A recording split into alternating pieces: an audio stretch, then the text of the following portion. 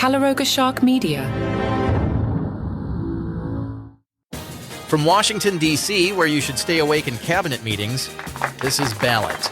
That's right. A good way to convince your cabinet not to use the 25th Amendment is to not pass out in front of them. I'm Patrick Gutfield, and let me tell you, this cabinet meeting was less serious government business and more adult daycare with power. President Trump's 2-hour marathon session reads like a corporate meeting designed by a comedy writer. Budget director Russell Vought is over here drawing Bob Ross landscapes while the president struggles to stay awake. I've seen more engagement at high school assemblies.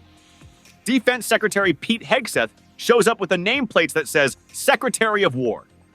Because nothing says military precision like a typo. The online roasting practically wrote itself. Trump's trying to convince everyone he's sharp by randomly slipping into third person. Trump is sharp, he declares, like a motivational speaker who's one espresso shot away from a breakdown. The affordability messaging was more scattered than a toddler's toys. Trump calls it a con job, while his own cabinet members are like, actually, we're totally working on this. And let's talk about that Q&A session.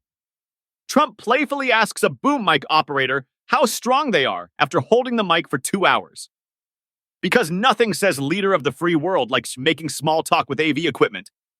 The grand finale, Trump slaps the table, stands up, and thumps Hegseth on the shoulder.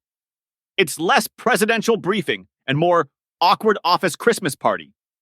President Trump just turned immigration policy into a late-night comedy roast, and trust me, it's about as nuanced as a sledgehammer. Trump's latest rant against Somali immigrants sounds like a stand-up routine written by someone who failed sensitivity training and comedy school.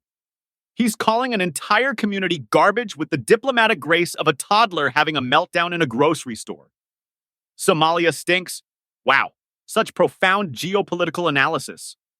I've heard more sophisticated international commentary from taxi drivers. The administration's targeting Minnesota's Somali community like it's playing a game of bureaucratic whack-a-mole. 100 ICE agents descending on Minneapolis? That's less immigration enforcement, more like a federal flash mob. Minneapolis Mayor Jacob Frey's response, "We love you and we stand with you." Translation, nice try, federal government. This city's got more solidarity than your average corporate team-building retreat.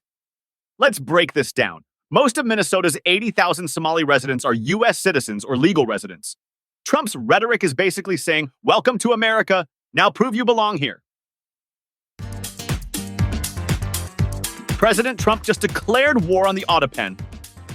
Yes, that mechanical signing device that's been used by every president since sliced bread was invented. Apparently, Trump believes presidential pardons signed by an AutoPen are about as legitimate as a fake ID at a college bar. His latest Truth Social rant claims all of Biden's clemency actions are now null and void because, and I quote, they were signed by a machine. Let me translate this for you. Trump wants to retroactively unpardon thousands of people because nothing says presidential power like creating legal chaos with a social media post. The Constitution gives presidents near absolute pardon power. But Trump's out here playing legal Jenga, trying to pull out pardons like they're Jenga blocks in a drunk game night. This comes right after Trump pardoned a crypto billionaire. He admitted he had no idea who he is. The irony is thicker than a holiday fruitcake.